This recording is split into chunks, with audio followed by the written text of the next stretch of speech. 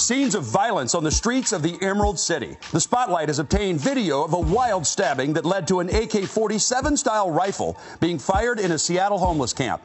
Take a look as a van pulls up to drop off food for the people who are living in tents on 13th Street, just north of Dearborn, between the Goodwill and Public Storage building.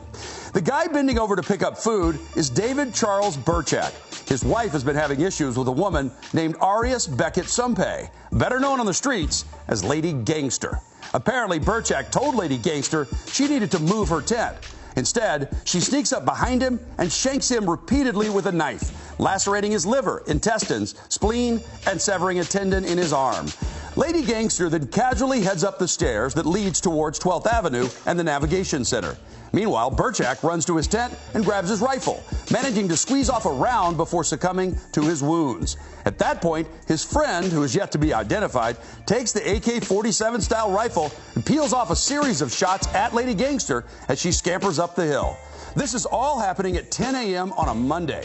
Adam, who told us about the ordeal, was asleep in the red tent you see there at the bottom left of your screen. Sir, this morning I woke up and literally 2 feet from my head somebody got stabbed and someone took an AK-47 to the air 4 times. I'm terrified. He eventually pops out to get some food. Meanwhile, Burchak's friend stashes the rifle back in Burchak's tent, where his wife tries to play keep away from the police, forcing them to get a warrant to access the tent, even though they can see the rifle clear as day through the mesh of the tent. Cops get a judge to issue a warrant for both Burchak and Lady Gangster's tents. Burchak's wife then bites one officer and scratches another, drawing blood. Police eventually seize the AK-47 style rifle and 2 bolt-action guns. Lady Gangster, who stands out because of that huge neck tattoo, is still on the lam. This isn't her first run-in with the law. She was already on a felony no bail warrant for escaping community custody after being convicted of another stabbing in 2019. Now, she's got a $500,000 warrant for her arrest for this assault case that she's charged in.